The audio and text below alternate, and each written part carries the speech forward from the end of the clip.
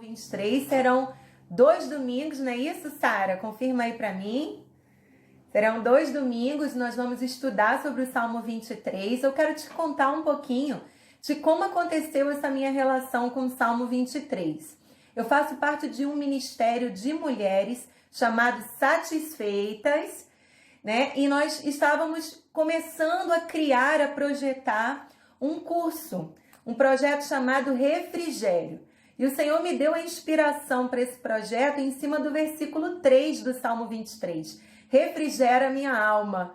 Foi um dia ouvindo uma música antiga do Josué Gonçalves, não sei se as irmãs aí mais antigas vão lembrar, né? Mas uma música do Salmo 23 do Josué Gonçalves. Eu estava em casa ouvindo: o Senhor é meu pastor e nada, nada, nada me faltará.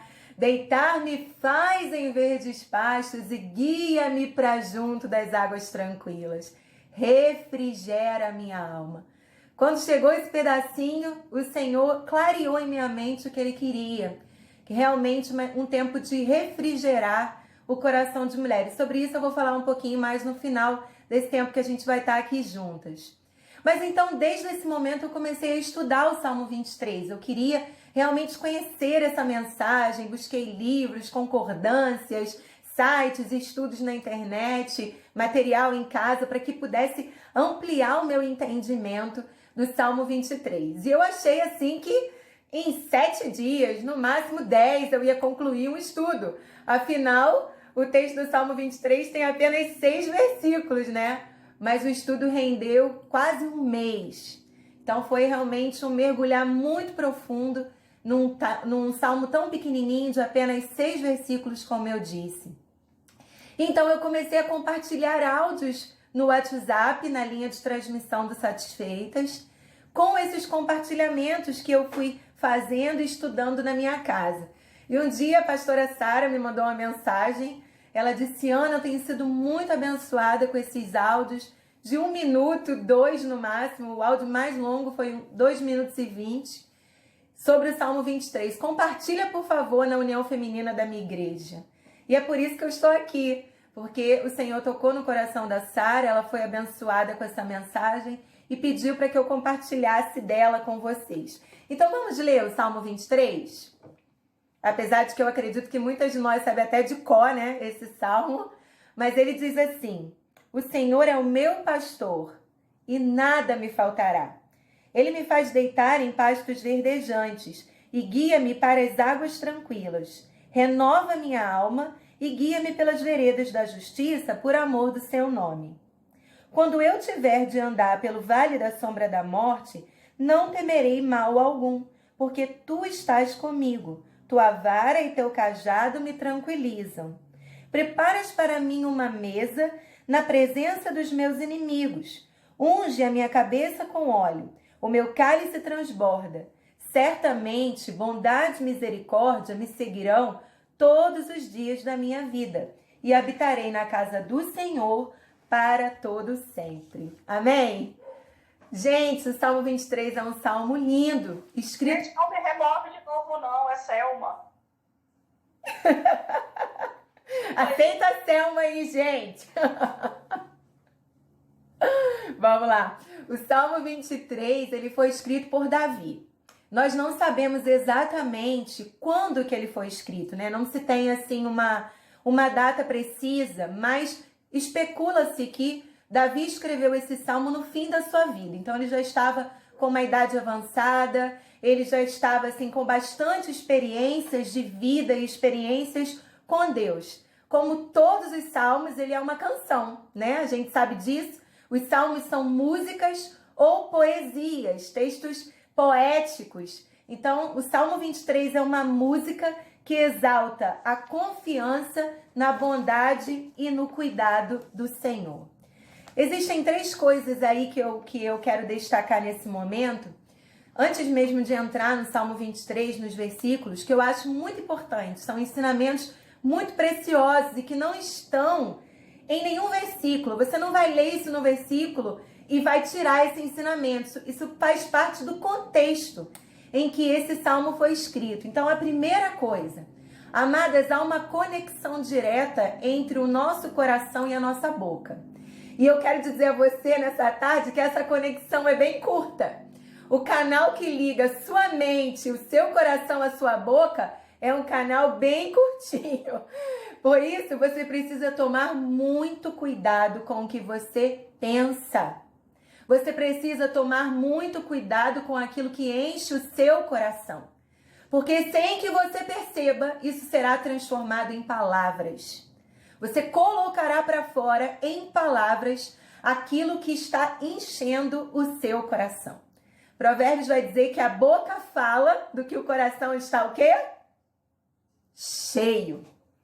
E a Bíblia nos recomenda nos encher, em Filipenses Paulo fala, de tudo que é puro, tudo que é verdadeiro. Tem até um hino, né, do Zinário, do Hinos e Cânticos, que fala sobre isso. Tudo quanto é verdadeiro, tudo quanto amável é, tudo honesto, puro e justo, tudo que é de fé. Essas coisas virtuosas sempre ponderai, e buscando a santidade, todas cultivai.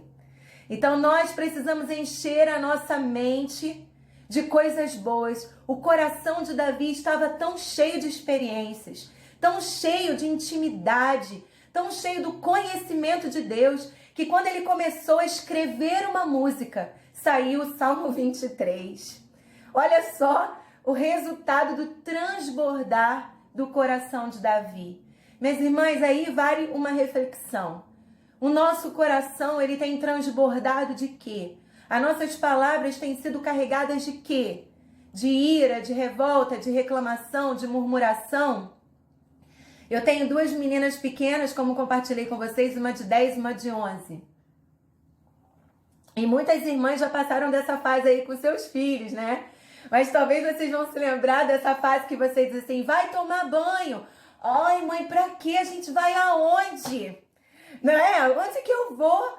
Mamãe, a senhora tá cheirosa, vai sair? Né? Tudo reclama. Desliga a TV. Ai, não quero. Olha, tá na hora da aula online. Ai, não quero. Uma reclamação. E aí eu adotei aqui em casa, né, uma brincadeira com elas. Para cada reclamação, vocês terão que me mostrar, me apresentar 5 motivos de gratidão. Então, se reclama na hora de tomar banho, eu digo 5 motivos para agradecer porque você pode tomar banho.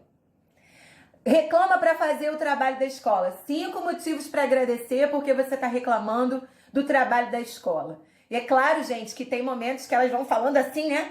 Com ira, mas é impressionante como, pelo menos quando chega no último motivo, o coração vai se quebrantando. Porque a gratidão é um remédio contra a insatisfação. Você precisa encher o seu coração de gratidão. Minhas irmãs, a nossa boca fala daquilo que está cheio no nosso coração. Então, que as suas palavras sejam salmos de louvor ao Senhor. Amém? A outra coisa que eu gostaria de destacar aqui com relação ao Salmo 23 é que esse salmo, ele contém vários nomes de Deus. Vários em hebraico. Alguns, por exemplo, eu posso passar aqui para você. Ele fala sobre Jeová Jireh, Jeová Rafá, Jeová Shalom, Sekenu, Chamá, Nissi, Raá. São vários nomes em hebraico que trazem aspectos diferentes do caráter de Deus. O Salmo 23 nos ensina que Deus, ele é inesgotável em termos de conhecimento. Eu posso viver 30 anos caminhando com o Senhor. Eu estou perto de completar 20 anos caminhando com Cristo. Mas, amadas, ainda há o que aprender sobre Deus. Ainda há o que aprender sobre a vida. Ainda há sobre o que aprender sobre as relações.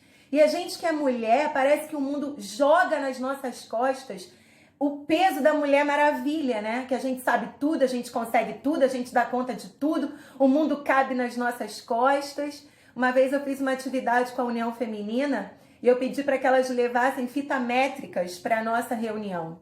E pedi que elas trabalhassem em dupla. Cada dupla deveria medir quantos centímetros havia de um ombro ao outro.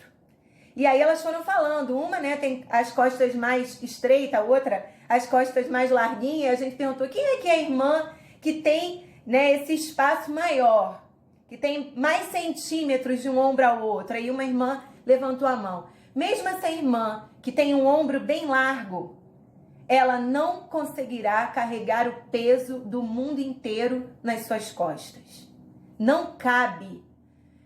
Sabe aqueles nadadores que ficam com as costas bem largas de tanto que abrem o peito, né? Então, mesmo essas pessoas que têm as costas bem largas, alguns atletas, ginástica olímpica, ginástica rítmica, natação, que conseguem fazer uma boa abertura torácica, mesmo essas pessoas não conseguirão suportar o peso do mundo nas suas costas.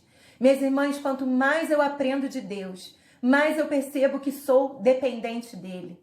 Um aspecto positivo de Deus revela uma fragilidade minha. Quando eu entendo que ele é o Jeová Shalom, eu percebo a minha fragilidade com relação à paz. Facilmente eu posso me desviar do caminho da paz. Facilmente eu posso perder um ambiente de paz. Eu posso acabar construindo um ambiente de conflito, de guerra, de discórdia. E eu percebo que eu necessito do Jeová Shalom. Quando eu conheço o Rafá, é porque eu entendo que a minha necessidade de cura é constante. Física, emocional e até mesmo espiritual. Eu preciso ser curada por ele. Quando eu conheço o Jeová Rafá, o Jeová Raá, né, o Senhor Pastor, que é o termo que mais se destaca aqui no Salmo 23, quando eu conheço o Jeová Raá, eu entendo que eu sou ovelha, que eu preciso de um pastor. Então esse Salmo nos ensina muito sobre Deus, mas enquanto ele nos ensina sobre Deus, ele nos ensina sobre nós mesmos. Amém?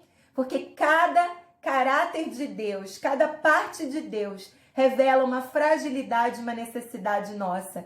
E aí o sábio Salomão, ele escreveu: torre forte é o nome do Senhor. Os justos correm para ela e não serão desamparados. Salomão escreveu isso em Provérbios. Mas o que isso significa?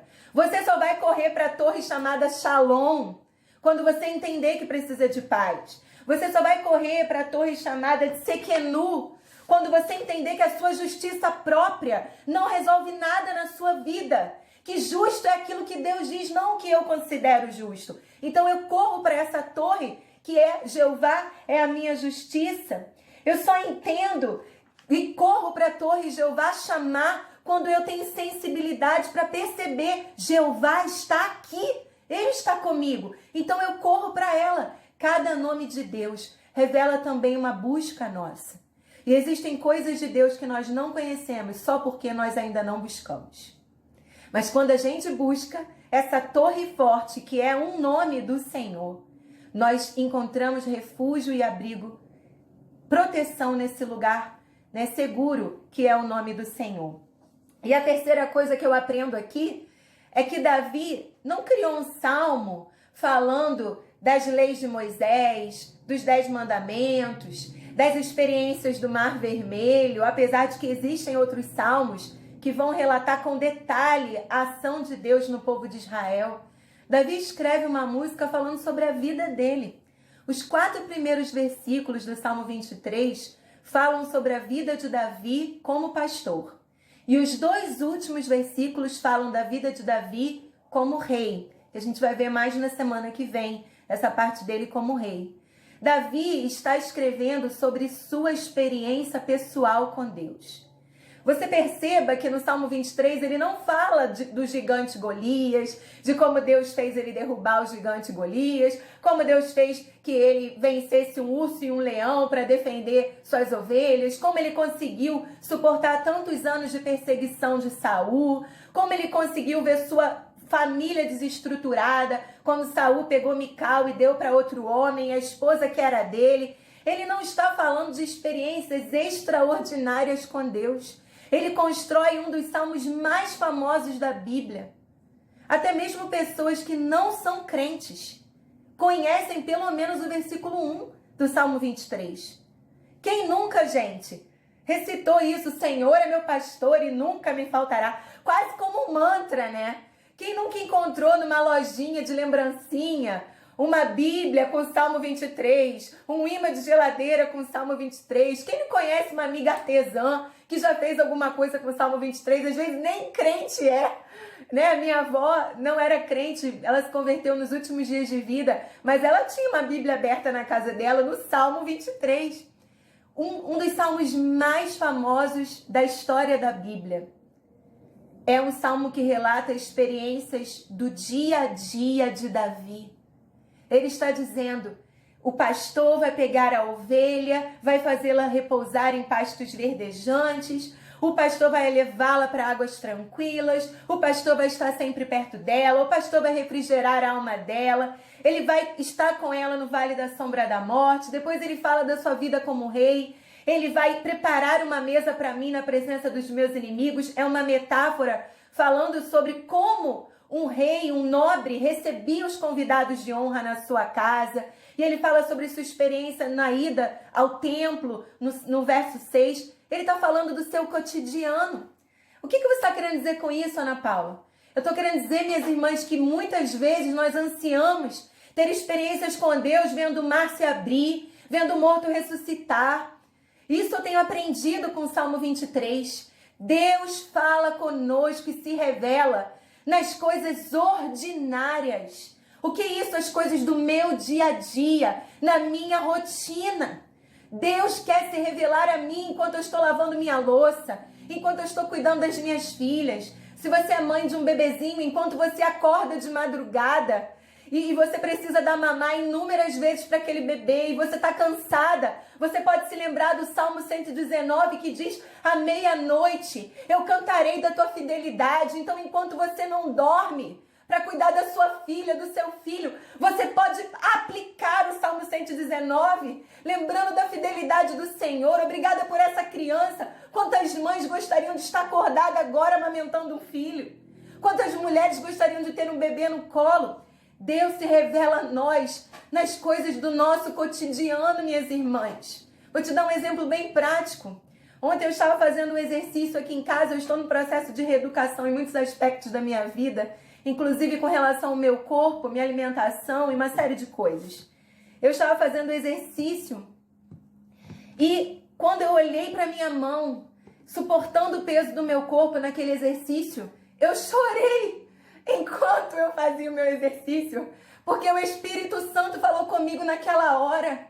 Ele me disse: essa mão que tem escrito tanto, que tem teclado tanto, essa mão que tem conversado com pessoas através do celular, fazendo aconselhamento, ajudando pessoas, agradeça pela sua mão que é incansável em escrever.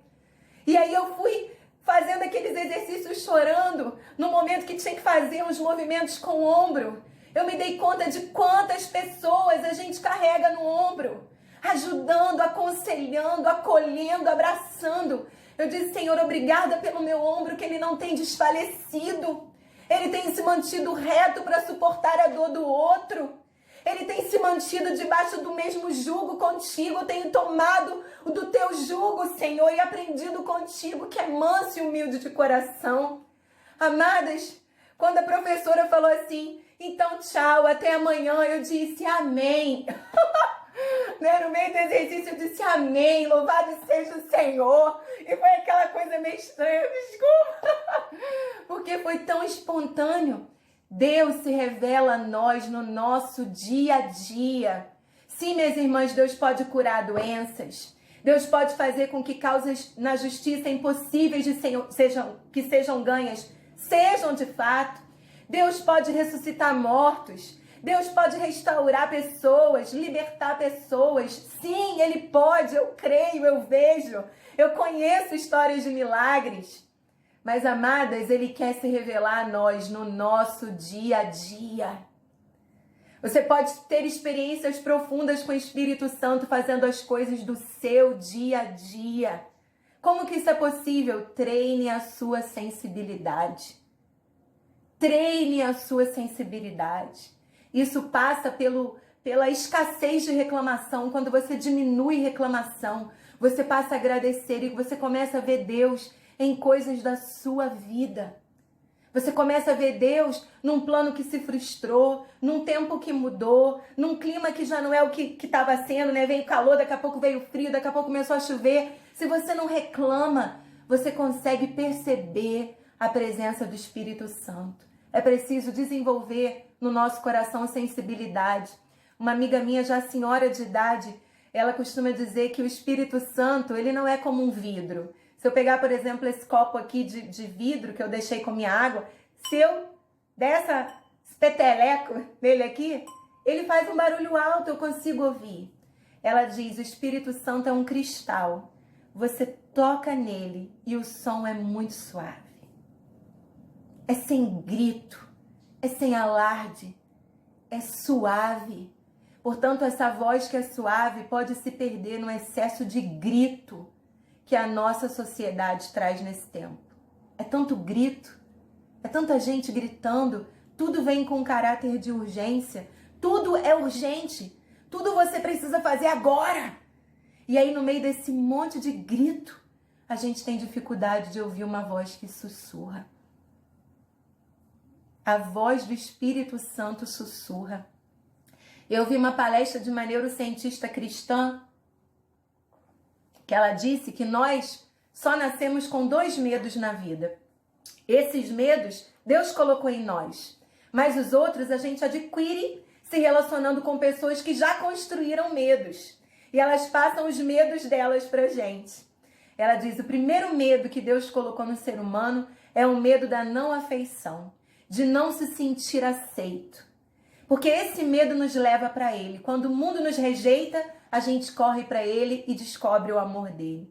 E o segundo medo que Deus colocou em nós é o medo do barulho. Quando tem muito barulho, muita gritaria, a gente tende a se agitar. Porque na quietude interior, há uma conexão mais clara com o Espírito Santo. O Salmo 46 vai dizer, aquietai-vos e sabei que eu sou Deus. Quando a gente cala essas vozes que gritam dentro da nossa mente, nós temos mais condições de ouvir a voz de Deus. Amém? Eu queria perguntar se alguém tem alguma pergunta, alguma colocação, alguém quer falar alguma coisa? Não? A mulherada só quer ouvir. Ninguém tem nada pra falar? Então tá bom. Ninguém tem nada pra falar? Tem, gente. Tá bom.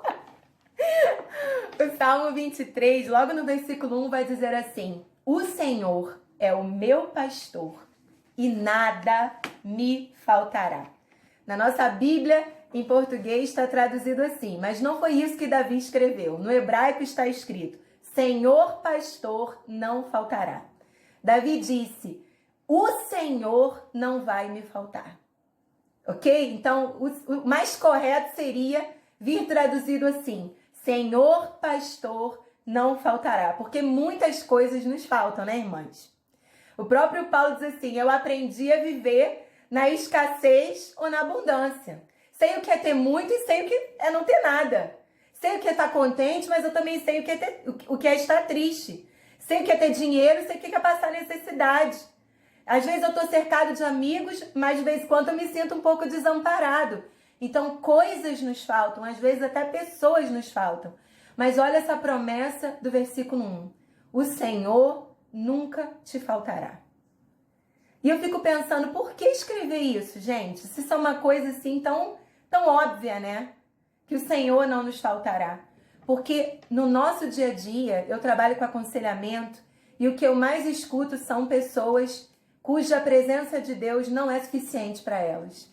Elas dizem assim, eu não tive um pai, eu não tive uma mãe que cuidasse de mim. E aí você diz, isso é triste. Isso é realmente muito triste. Mas ele prometeu ser pai dos órfãos. Você quer se apropriar dessa paternidade? Não. Eu quero aquilo que me faltou. Eu não tenho amigos, não tenho pessoas que caminham comigo. Você tem um amigo, Espírito Santo, que está com você todo dia. E claro que eu estou falando de extremos, né? Porque eu não acredito que exista uma pessoa que não tenha um amigo sequer. O próprio Paulo diz isso.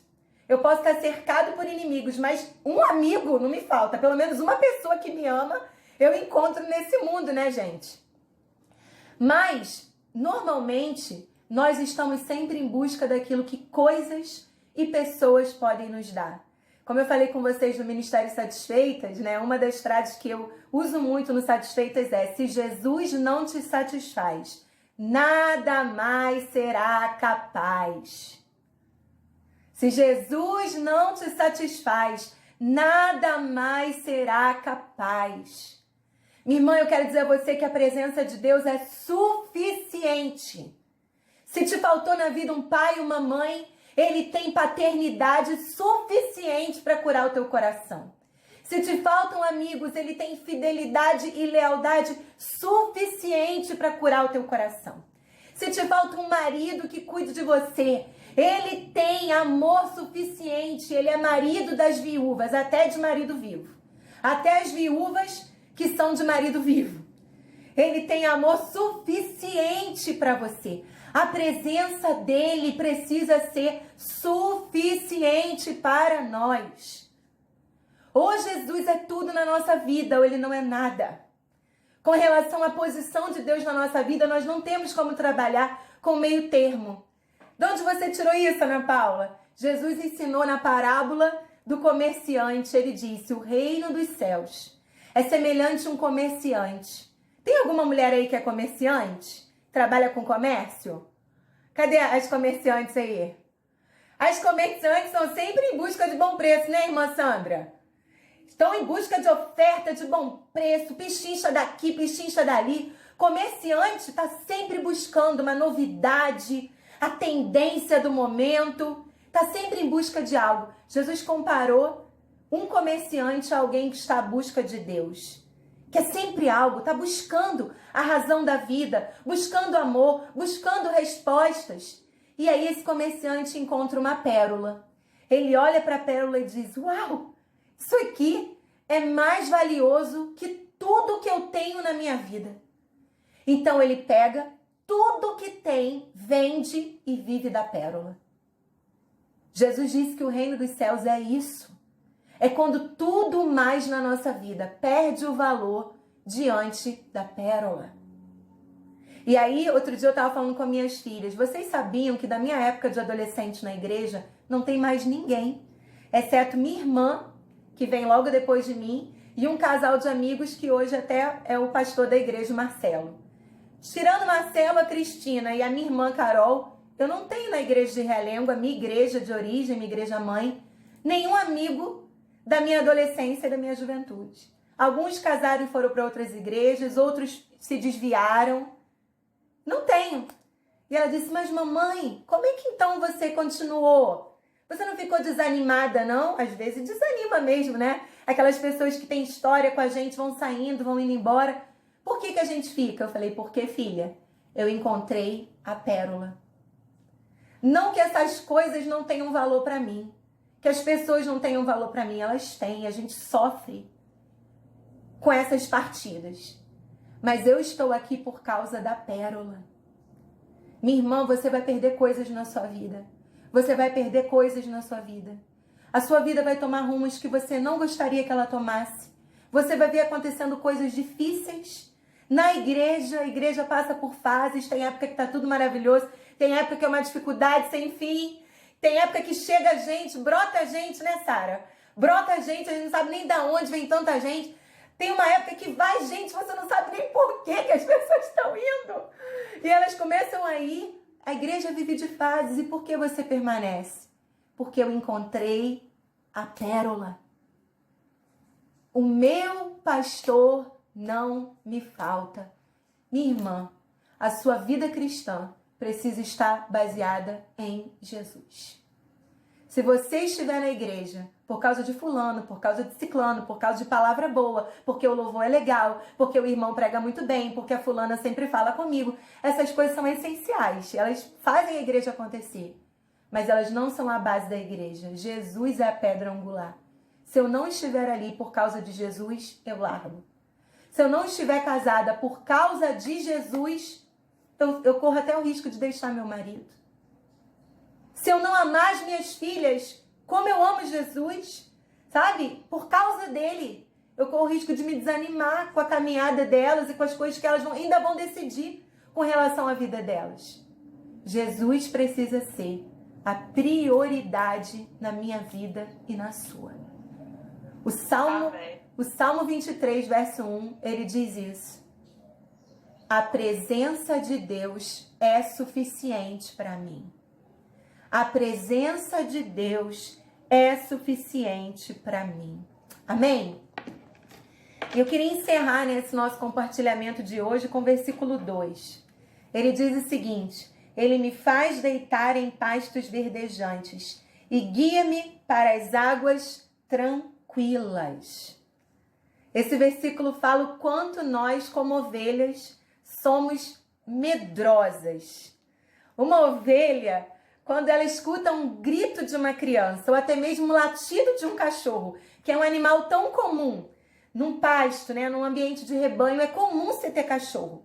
Se o cachorro late diferente, late mais forte, a ovelha fica com medo. E aí ela faz duas coisas. Ou ela fica se mexendo para frente e para trás, sem sair do lugar, porque ela tá tão agitada, e ela tá 2 passos para frente, 2 passos para trás. Ou ela começa a correr em círculos no pasto. Ou seja, ela se inquieta, ela se movimenta sem propósito nenhum. Ela não está indo para lugar nenhum, ela não está buscando entender que som é aquele, se ela realmente precisa ficar com medo daquilo. Ela não busca entender quem fez aquele som.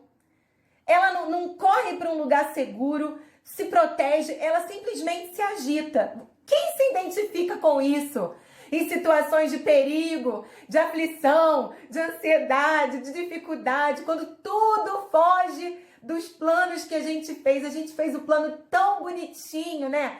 Tão certinho, começo, meio, fim. Não tinha como dar errado.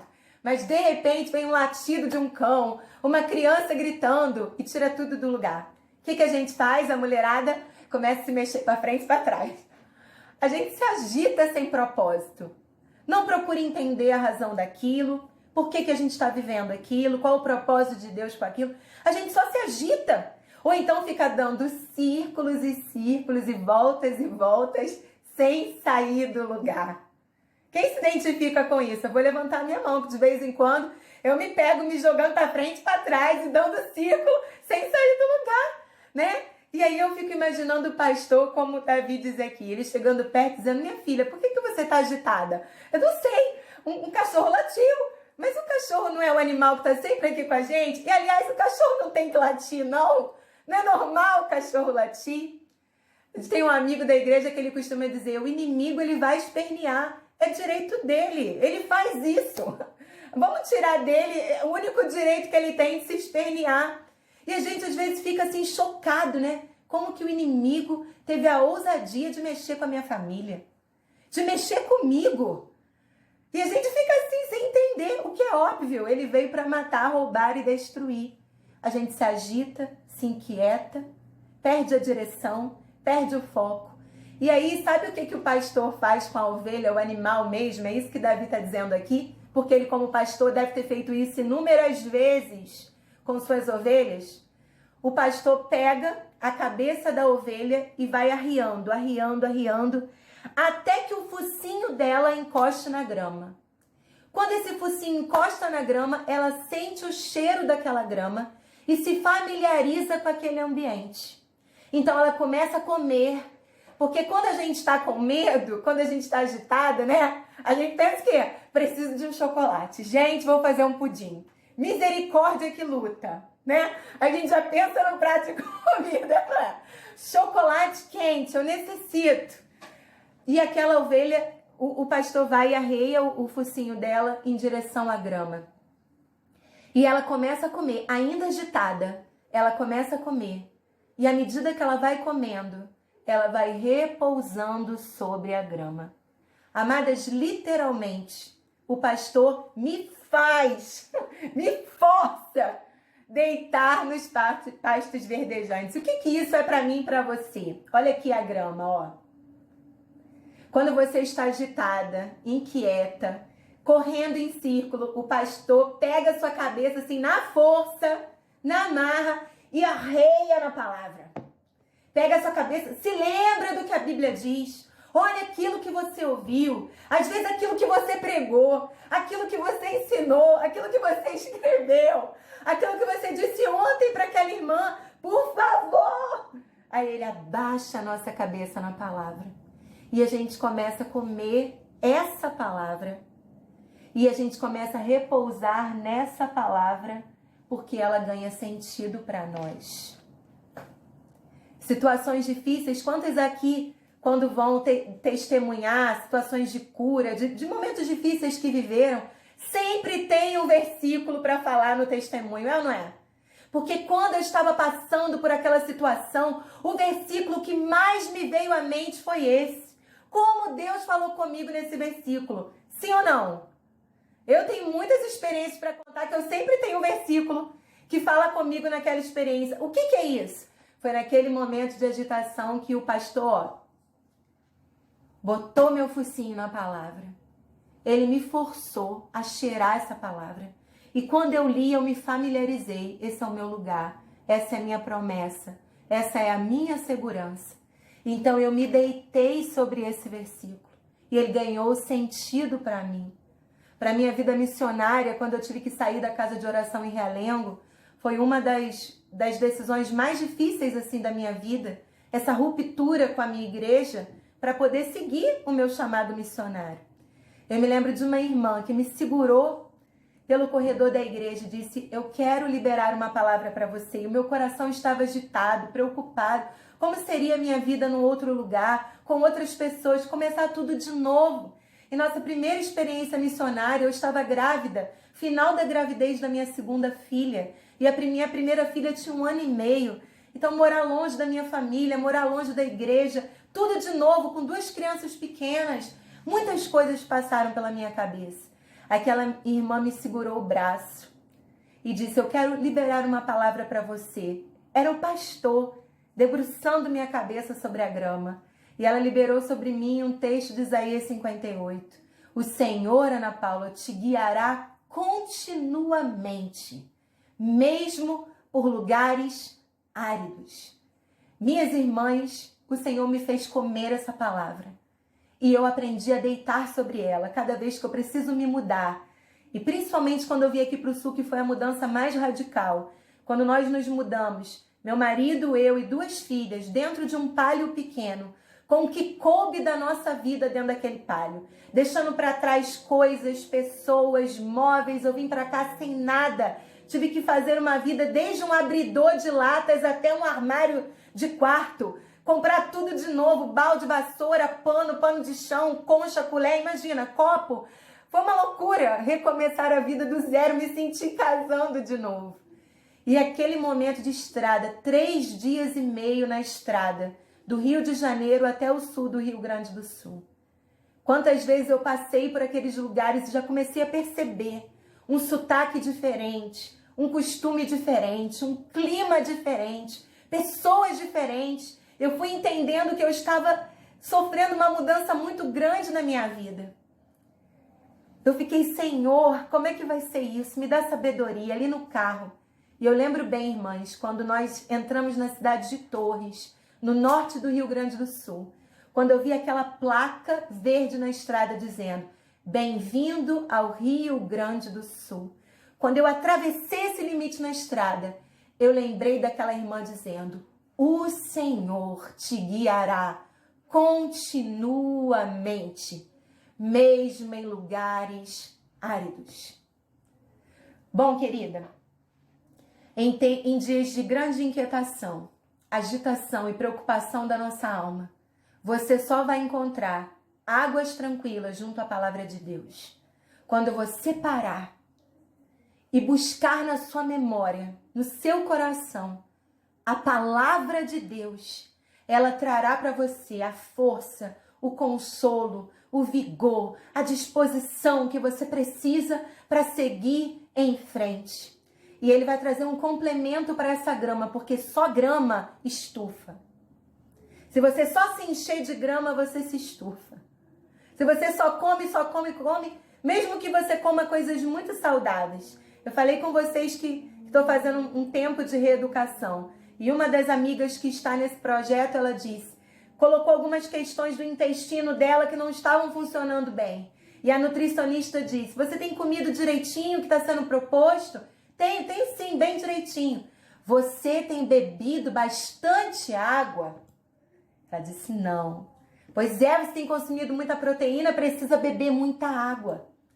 E o Salmo 23, verso 2 diz que ele não só me faz comer a grama, como ele me leva para as águas tranquilas. E eu chamo essas águas tranquilas de Espírito Santo.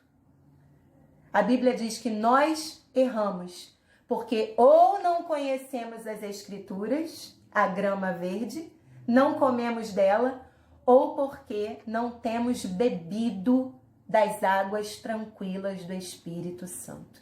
O poder de Deus. Você precisa da palavra, mas você precisa do relacionamento com o Espírito Santo. Você precisa ouvir a voz do Espírito Santo. Você precisa ser uma mulher cheia do Espírito Santo. Você precisa falar com o Espírito Santo. Falar do Espírito Santo. Ser conduzida por ele em sua oração, em sua meditação, em suas reflexões. Você precisa ser movida pelo Espírito. Como é que eu faço isso, Ana Paula? Treine uma coisa durante a semana. A Bíblia diz isso. Enchei-vos do Espírito. Não vos embriagueis com vinho, com as coisas que só dão emoção, agitação. Não. Enchei-vos do Espírito. Como? Salmodiando em vosso coração. Experimente durante essa semana, até o nosso encontro de domingo que vem. Minha irmã, quando a coisa começar a ficar preocupante, comece a salmodiar no seu coração. Lembra de um hino e comece a salmodiá-lo no seu coração. Bote um louvor bem alto na sua casa. Encha a sua casa com climas de adoração. A palavra diz que ele habita no meio dos louvores. Faz da sua casa um ambiente favorável para a presença de Deus se manifestar. Cante louvores, cante louvores, cante louvores, adore o Senhor, reveja a sua playlist, dá uma olhadinha lá na playlist do seu celular, o que você anda cantando, o que você canta tem atraído a presença de Deus, ou lembranças que te machucam, que te ferem, conceitos errados sobre a vida, sobre o amor, sobre as pessoas. Cante louvores, fique salmodiando no seu coração e olha, comece assim, salmodiando, até você chegar ao nível de cantar bem alto. Eu não sou cantora, mas eu canto bem alto, pessoal. Bem alto, bem alto. E um dia, levando minhas filhas para a escola, elas deram uma corridinha na frente, eu falei, Yasmin e Suzane, para aí, não corram. Um casal que estava na minha frente virou para trás na mesma hora que eu disse isso. E a mulher disse assim, você é a minha vizinha. Eu falei, Senhor, ela me reconheceu porque eu gritei o nome das minhas filhas. Sangue de Jesus é poder. Essa mulher está me ouvindo, chamando a atenção das minhas filhas o tempo todo, é isso? Eu fiquei sem graça, porque ela me reconheceu por eu ter chamado o nome das minhas filhas. E ela chegou perto de mim e diz, minha irmã, eu moro naquela casa ali, e me apontou a casa dela. Os fundos da casa dela davam para os fundos da minha casa.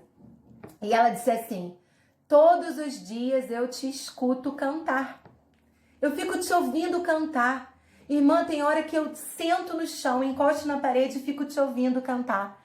Eu fiquei assim, chocada. Gente, eu fiquei chocada com aquela experiência. Primeiro porque eu não canto nada, né? Voz não é boa pra cantar. Mas ela disse, eu te escuto cantar. E outro dia desse eu estava com o coração tão aflito, que você acredita que eu fui até para os fundos da minha casa, coloquei roupa na corda e pensei, ai, Senhor, bem que o Senhor podia tocar no coração da minha vizinha para ela cantar um louvor agora. Minha irmã, você não sabe quem você está abençoando enquanto você canta no banho, enquanto você canta colocando roupa na corda, enquanto você canta lavando sua louça, arrumando sua casa. Cante, cante a palavra. Às vezes alguém está brigando do lado, numa casa ao lado, e aquele louvor pode impedir uma briga, um conflito. Às vezes tem pessoas inseguras, com medo, e aquele louvor traz conforto e consolo ao coração. Encha a sua casa. Primeiro, a casa do seu coração, como Paulo diz. Enchei-vos do Espírito, salmodiando em vosso coração. Encha a sua casa. E encha o coração que é a casa e o teu lar com louvores que exaltam o nome do Senhor. Amém? Bom, essa é a palavra que Deus colocou no meu coração para compartilhar com vocês hoje. E no domingo que vem a gente vai terminar essa parte do pastor e ver esses 2 últimos versículos que falam sobre Davi enquanto rei. E o projeto Refrigério, no qual a Sara se referiu, é um tempo, amadas, de realmente refrigério, alívio ao coração de mulheres que exercem algum tipo de liderança, algum tipo de influência na vida de alguém. Líderes de coral, líderes de casais, líderes jovens, de criança, de igreja, de ministérios femininos, né? Mulheres que exercem influência sobre a vida de outras pessoas, não necessariamente sobre a vida de outras mulheres. É um projeto de 8 aulas, 8 encontros, e nós vamos estar ministrando conteúdos com o objetivo de trazer um refrigério, um copinho de água para a sua caminhada que talvez tenha sido assim ou esteja sendo difícil. Então a primeira aula é comigo, eu vou falar sobre o preço da renúncia, o chamado, o que é isso, dizer sim para Deus, qual a implicação disso na minha vida quando eu digo sim, Senhor, eis-me aqui. A segunda aula é com uma irmã que é psicóloga, ela vai falar sobre o nosso emocional, quantas vezes a gente permite que o nosso emocional nos desestruture. A terceira aula é com uma irmã de Itaperuna, da Casa de Oração Itaperuna, Quênia. Ela vai falar sobre a importância de encontrarmos parceiras para a nossa caminhada, mulheres que vão caminhar conosco para nos ajudar a desenvolver o chamado de Deus. A quarta aula é comigo, eu vou estar falando sobre santidade e paz. Coisas assim que não dá para negociar no ministério. Santidade na nossa vida, uma busca de santidade e paz na equipe. Eu preciso cortar todo o clima de fofoca, de disse-me-disse, de rivalidade, de competitividade. O Espírito Santo não atua em ambientes assim. Então, eu já experimentei isso, não é legal. A gente precisa lutar pela paz. A quinta aula é com a Vânia, ela vai estar dando aula sobre coração pastoral, falando de uma liderança que serve. Você se preocupar com as pessoas, não apenas se preocupar se foram para o ensaio ou não, se prepararam a música direito ou não, se estão afinadas ou não, afiadas ou não, mas se elas estão bem, como é que está a vida delas, o dia a dia delas, a gente vai falar sobre isso. Depois a gente tem as 2 aulas com a Sara, ela vai falar sobre feridas que a caminhada causa na gente, sejam elas quais forem, traições, frustrações, críticas, feridas abertas que precisam ser tratadas. Deus nos quer saudáveis para cuidar das pessoas. Pessoas doentes não têm uma percepção real da vida. Quem está doente está sentindo frio num dia de calor. Então a percepção não é correta. Por isso nós precisamos estar saudáveis para sentir o clima certo da vida e do agir de Deus. E a última aula eu vou estar também ministrando, falando sobre você é a escolha de Deus. Você é quem Deus chamou, não o que você tem para dar. Deus está preocupado com você. Como é que está a sua vida, como é que está a sua saúde, como é que está o seu casamento, sua família. É sobre isso que eu vou falar na última aula, a importância de nós estarmos bem.